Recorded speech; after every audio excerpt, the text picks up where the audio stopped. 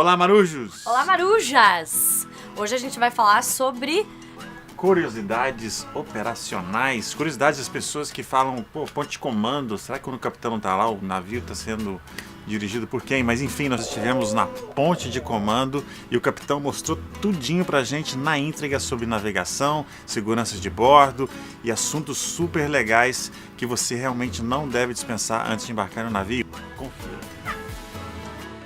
Hi, Captain. Nice to meet you. Thank you for having us here. I wanted to show the Brazilians people the behind the scenes, to have some shooting about the crew. You know, when the crew sign on, they do the training for safety, for human resources, because they have a career plan for them here, how they treated and everything. You guys work with a lot of pressure because you have to keep the protocols, all the documents and everything to maintain the safety of everybody on board. It's a big role that you play here.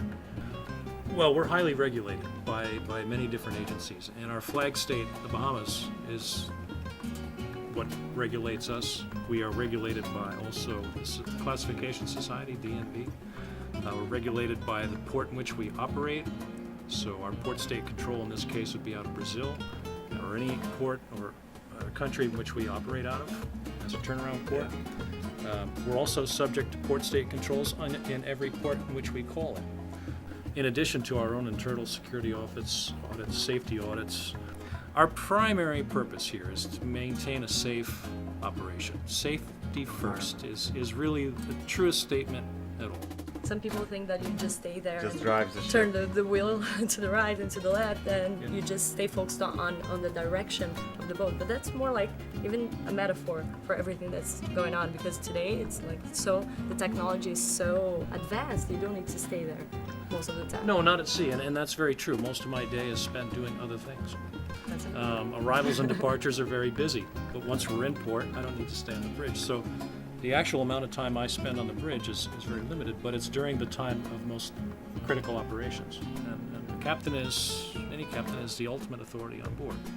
So it's a very pyramid-shaped hierarchy, and it's very based militaristic style. I mean, we all wear uniforms, we all have very structured routine on board here, and it has to happen. Everything has to happen on time, just right. You'd be surprised at just how complicated it is, and how it actually works so well is the remarkable part. Yeah, they have all the safety and the training. The crew goes lifeboat drill, crew drill, passenger drills.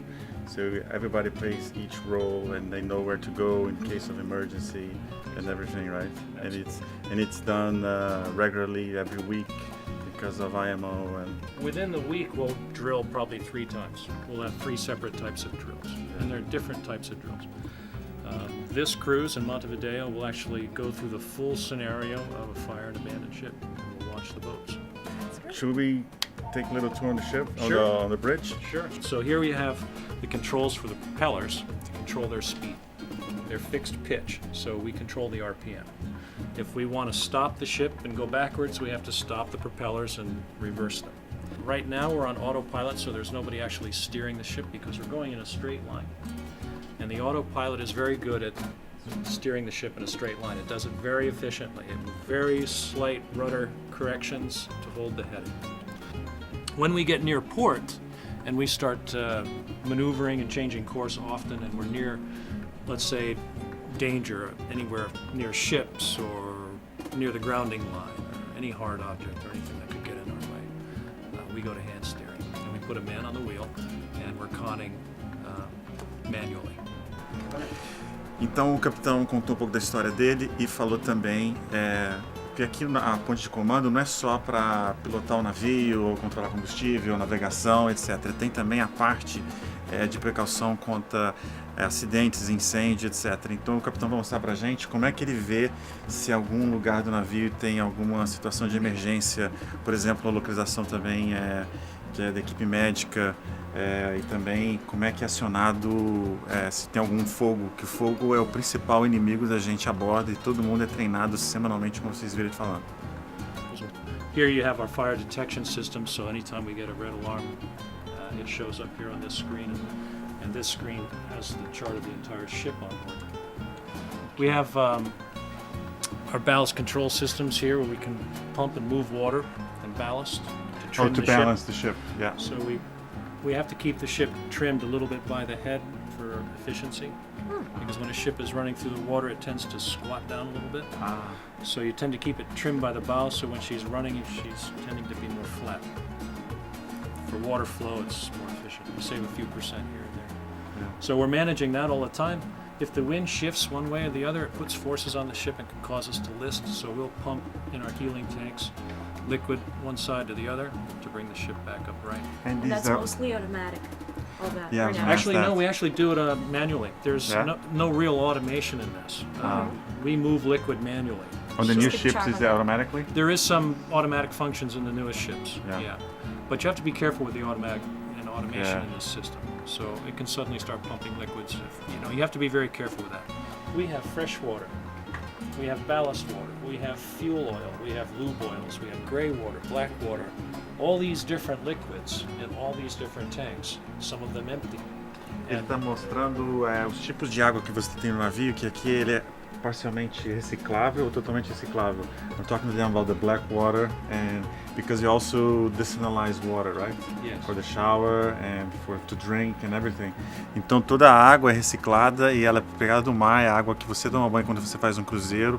Ela é desalinalizada, tratada. But I can explain quickly. We have two ways of making it. Okay. We make it from the waste heat from the engines. So the heat that's going up the smokestack runs through a heat exchanger, like a radiator. It captures the heat and makes steam. That steam is directed down into low pressure evaporators, like a tank where there's a vacuum, and you can boil seawater in a vacuum at a low temperature and collect the condensate. So the more heat we make with the main engines, the more water we make. So that's one way. And the other way is what they call reverse osmosis, and that's like a filtration system where you can take seawater and under super high pressure run it through a very fine filter membrane, and out the other end comes fresh water. So those two methods, we're able to make all the water we need. And do you have some specific spot that you're planning to focus on energy reducing in the future? Right now we're focusing on energy reduction everywhere we can, but the main focus at this point is the AEP, which is the air emissions You have different system. fuels, right? Yeah, but we're basically installing scrubbers on all our ships now to reduce the particulate matter that comes out of the smokestacks. We can't do a lot about the CO2, but we can do as much as we can about all the other bits and pieces that come out of the smokestack. But the CO2, the only way to reduce that is to reduce our fuel consumption. Fuel consumption is our biggest cost. So we have to do everything we can as a business to manage that. And that's always going to be the goal. And we do that in every way possible to save energy. And our engines are running at around 41-42% thermal efficiency. Now that might not sound like a lot, but your economy car runs at about 25%. So these big marine diesels, these type of diesels that you use in a power plant, the same type, are very, very efficient. Então nós vamos falar agora num outro tópico aqui, que nessa mesa que vocês estão vendo, eles sempre fazem um briefing ou então uma reunião para saber como é que foi o treinamento de evacuação do navio, como é que foi induzido o tempo disso tudo, e aí o capitão vai falar também das comportas, etc. So the Chief Officer of Safety is in charge of conducting and coordinating the drill. And he'll present a scenario to the staff captain and myself and the chief engineer and the hotel director. We're privy to this scenario. Nobody else gets to see it. So we plan a different scenario for each and every drill. A certain area of the ship, usually a high-risk area. Could be laundry, could be engine room space, something like that. And we will run a scenario where we start with a smoke alarm. And we'll use Hollywood smoke, a smoke machine. Chief Officer of Safety will stick a smoke machine. It's all about showbiz, I knew it. He'll start the smoke machine, we'll make lots of smoke, it'll set off a fire alarm. One of the crew members will call in a 911, smoke reported, and there it starts. And then we send out the Bravo signal, all the teams go to their stations and dress up. Everybody reports to the bridge and to their stations for the Bravo beginning.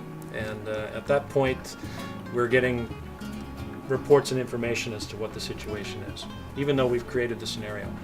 The whole idea is that we create and raise the stress level and make it as realistic as possible. All the while, the information is coming here to the center here, and we will get the information and we'll plot it on this plexiglass overlay of the ship's drawings. We know we're boundary cooled here, we know we're evacuated here. Once we evacuate, we account for everybody. That's another process, involves the hotel department and so forth, and they're accounting for everybody. Meanwhile, we're still fighting the battle here, and we're getting reports of the evacuation process and how is that going, and who are we missing, and are we making announcements, and where are they might be missing, and are we searching for them, and how's the process going, and so forth. Once we reach a certain point where we say, okay, we cannot save the ship, we must abandon the ship. We have to practice that. So we practice that very scenario where we actually launch the boats. We make the call, okay, we put the guests in the boats, we launch the boats. So we launch the boats. Now the crew, certain amount of crew go down in the boats because they have to man the boats. And then the crew from that stage go to their own muster stations where we begin evacuating the crew off the ship as well. And that's the whole scenario from beginning to end. Okay. That's it. Thank you so much. Thank you very that was much. like Yeah, it was very nice. huge lesson. All right, well good. Glad you I'll enjoyed probably it. work with you guys one day. I don't know what I'm gonna do, but something.